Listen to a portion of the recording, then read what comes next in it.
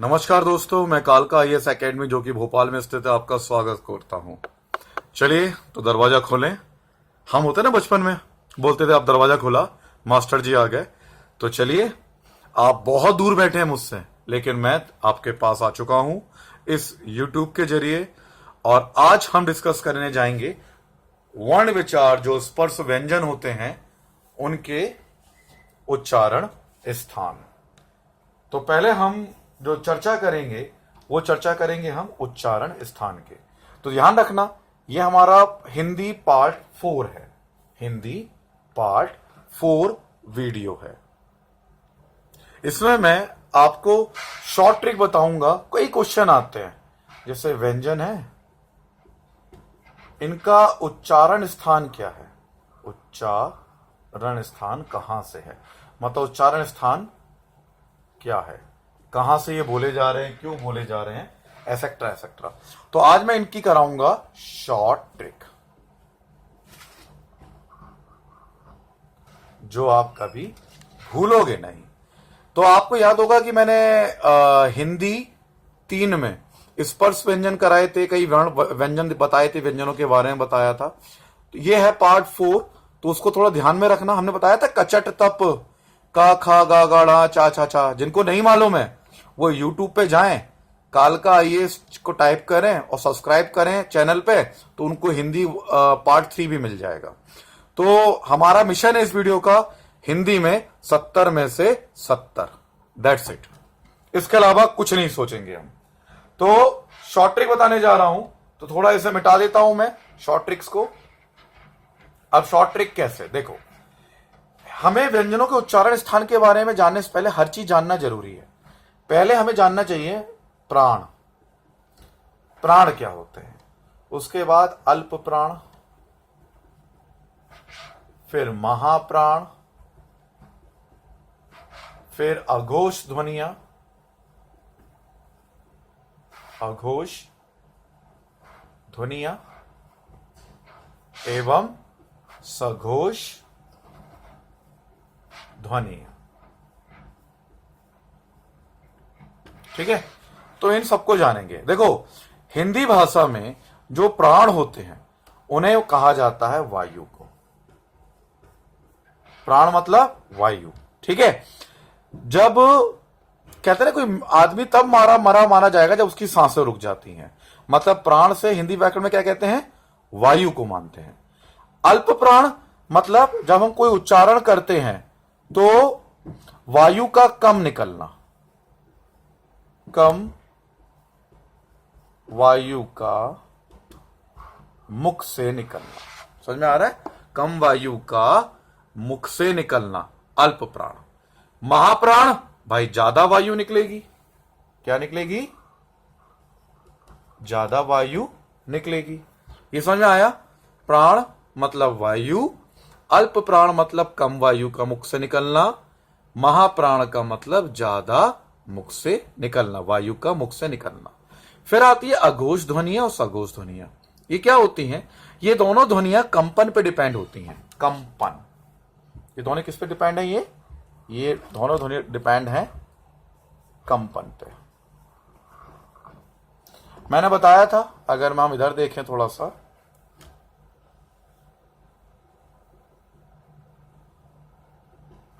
ठीक है, ये हमारी स्वर तंत्रियां हैं। ये कंठ है ना, मूर्धा है, बताया था मैंने, मूर्धा है, तालु है, लेक्सेक, ये हमारी स्वर तंत्रियां होती हैं।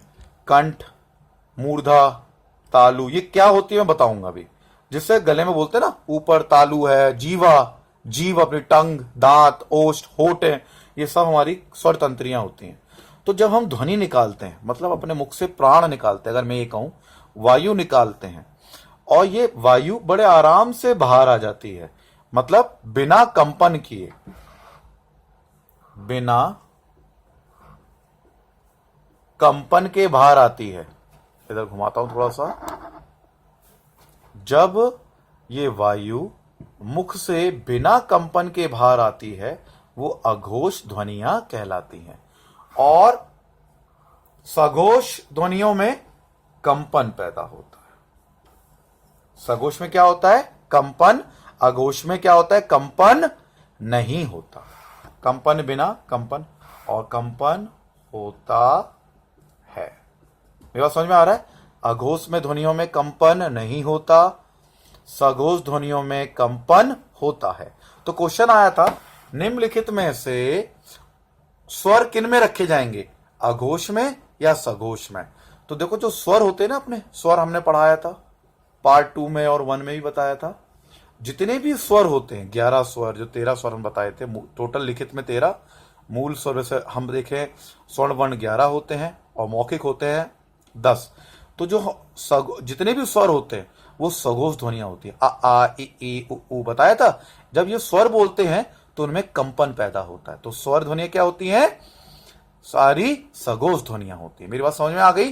तो हमने 4 चीज जानी, प्राण मतलब वायु, अल्प प्राण मतलब कम वायु मुख से निकलना, अघोष है ना, महाप्राण मतलब ज्यादा हवा निकलना, अघोष स्वर तंत्रियों में मतलब गले फले में कंपन ना होना बोलते समय, और अघोष में कंपन होना। जितने भी स्वर हैं सब के सब क्या कहलाते हैं, हमारे स्वर सघोष ध्वनियां कहलाते हैं। अब मैं तुम्हें एक टेबल बता रहा हूं, बहुत अच्छी है, तुमने आज तक कभी नहीं देखी होगी स्टेट टेबल, और तुम्हें तो तुरंत याद भी हो जाएगा। तो क्लियर हो गए? इनको याद रखना आप, और थोड़ा सा रिवाइज कर लो अपने व्यंजन को। स्पर्श व्यंजन बताए थे ना मैंने, कचट तप का चा चा चा टाटा डाना, ये बताए थे ना। नहीं बताए, किनको नहीं मिले हैं तो वो सब्सक्राइब कर लें, चैनल के अंदर ही मिल जाएंगे पार्ट 3 में। तो चलो अब समझो, यहां डालो उच्चारण स्थान, उच्चारण स्थान, ठीक है, हमें डाला उच्चारण स्थान, यहां तक दिखाई दे रहा, ठीक है, उच्चारण स्थान डाला हमने। अब इस उच्चारण स्थान में यहां डालो, देखो अब एक चीज बताओ दिमाग से, मैं थोड़ा कैमरा नीचे कर लूं जिससे मतलब और ज्यादा से ज्यादा विजिबिलिटी आ सके, आप लोगों को बेटर स्टडी मिल सके जी। अब देखो उच्चारण स्थान, ये उच्चारण स्थान समझ में आ रहे ना? ओके, अब एक काम समझो, बहुत अच्छे समझना, रटना नहीं है, मैं तुम्हें पूरा शॉर्ट ट्रिक बता रहा हूं, ठीक है। तो उच्चारण स्थान देखो, ये मानो ये हो तुम,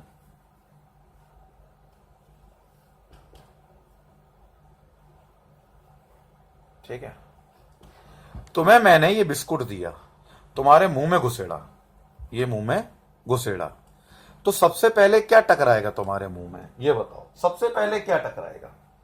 हैं? हाँ बोलो बोलो, तुम सुन रहे हो ना, बोलो, मजाक नहीं है, मैं तुम्हारे बगल में बैठा हुआ हूं, बताओ। ये बिस्कुट है, सबसे पहले मुंह में खिलाऊंगा तो क्या टकराएगा? दांत। यार तुम दांत में डालते हो, ये मुंह में मानो आ करोगे डायरेक्ट मुंह में डालोगे, भैया सबसे पहले हमारे टकराएंगे होठ, क्या टकराएंगे हमारे? ओष्ठ, ठीक है। तो यहां मैं लिखता हूं ओष्ठ, यहां दिखाई दे रहा है ना, हाँ यहां मैंने लिखा सबसे पहले टकराएंगे ओष्ठ, ओष्ठ मतलब दांत, इन्हें हम ऐसे भी लिख सकते हैं ओठ, ठीक है। सबसे पहले क्या टकराए? होठ, भाई बिस्कुट खाओगे तुम्हारे मुंह में घुसेड़ूंगा, सबसे पहले होठ टकराएंगे, उसके बाद में क्या टकराएगा? अब टकराएंगे दांत। तो सीक्वेंस में लिख लो, अब लिखो दांत, ठीक है। फिर टकराएगी जीवा, जीवा को छोड़ दो, फिर उसके बाद क्या टकराएगा? ऊपर का मूर्धा,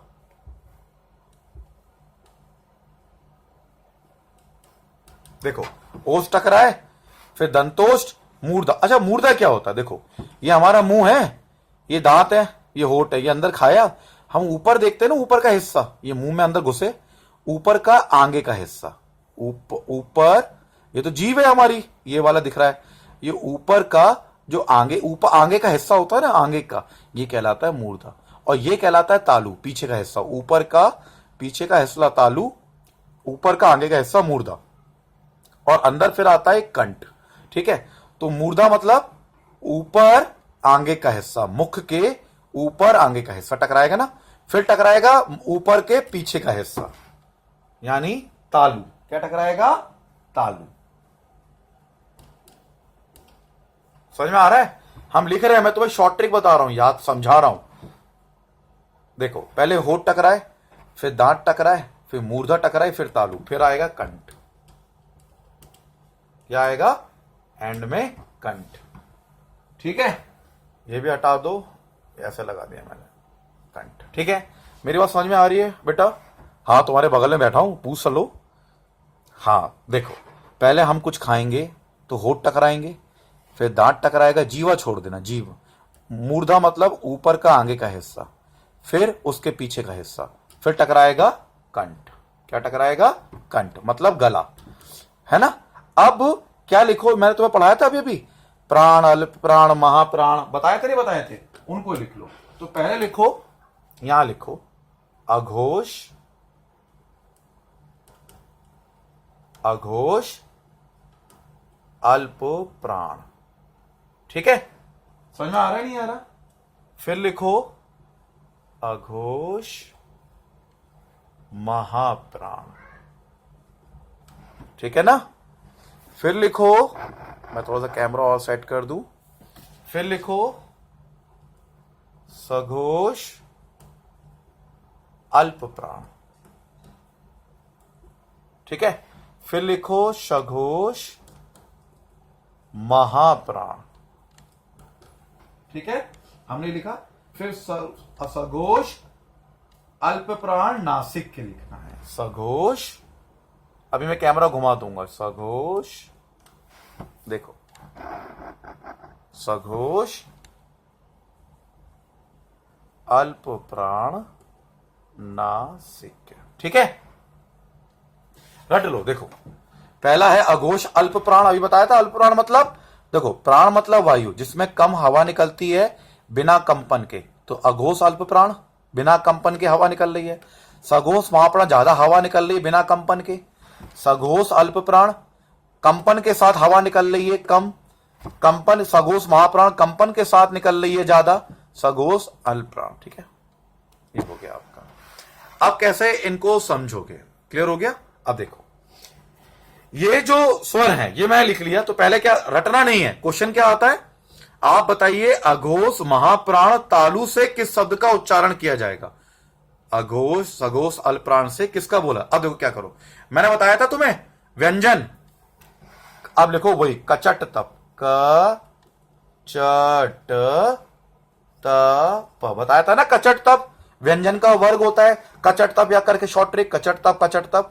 अब इसे लिख लो, का ख ग घ ण, चा छ ज झ य, टा ठ ड ढ ण, ता थ द ध न, प फ ब भ म। ये हो गया तुम्हारा, लो बन गए। मैंने बताया था ना कचट तप, तुम्हें शॉर्ट ट्रिक इसमें ही बताई थी मैंने। जिन बच्चों को शॉर्ट ट्रिक नहीं मिली है, हिंदी 3 देखें सब्सक्राइब करके। देखो, घड़ा, जहाज, ठंड, धन, बम, ऐसे करके याद कर लो कचट तप, तो ले हो गया काम। देखो, तो उच्चारण स्थान। अब देखो, क्वेश्चन कुछ भी आ जाए, रटना नहीं है। ऐसे कब तक रटते? सघोष अल्प प्राण से मूर्धा से क्या बोला जाता है तुम भूल जाते। तो मैं शॉर्ट ट्रिक बताई याद करने की। देखो कैसे, उच्चारण स्थान लिखो।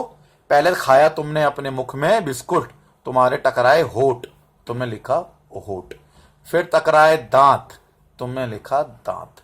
फिर टकराया मूर्धा, जीभ नहीं लिखना, मूर्धा मतलब मुख के ऊपर का हिस्सा, तुमने लिखा मूर्धा। फिर टकराया पीछे क्या, खाना, तालू, ये लिखा तालू। फिर लिखा अंदर कंठ, ये लिखा कंठ।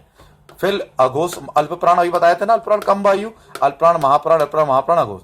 तो क च ट त प का खा गा ला चा छा जा जा ता ठा डा डा ना ता था दादा ना पा फा बा बा मा। ठीक है ना? तो ये हो गया तुम्हारा उच्चारण स्थान।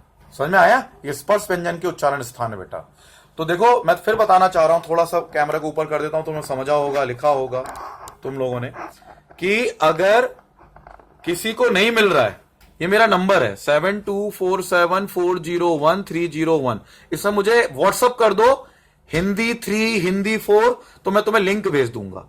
दूसरा, हम इनके नोट्स भी प्रोवाइड करते हैं, प्रैक्टिस पेपर, टेस्ट सीरीज और नोट्स भी। हमारा मिशन है 70 में से 70। जिनको नोट्स चाहिए या टेस्ट सीरीज चाहिए वो हमें 7400501501 हार्ड कॉपी की बात हो रही है, हार्ड कॉपी। और जिन्हें चाहिए वो हमें इस पे कॉल करके बता दें हार्ड कॉपी, हम उनको उस पे भेज देंगे। कुछ चार्ज रहता है इसका, तो घर बैठे मिल जाएगा। और ऐसे समझ रहे हो तो ऐसे समझ रहे हो, उसमें टेस्ट पेपर भी होंगे, वस्तुनिष्ठ क्वेश्चन भी होंगे, और ऐसे हम पूरा तुम्हें समझा ही रहे हैं घर आके, ठीक है ना। तो सारे चैनल से जुड़े रहो और कालका आईएएस टाइप करो यूट्यूब पे, सब्सक्राइब करो, सारे चैनल जुड़ेंगे। मिशन है क्या? 70 में से 70। अब तुम्हारे घर फिर से आते हैं अगली वीडियो में, हिंदी 5 में। चाय फाय पिला देना यार जब आए हम तुम्हारे घर, ठीक है। Thank you.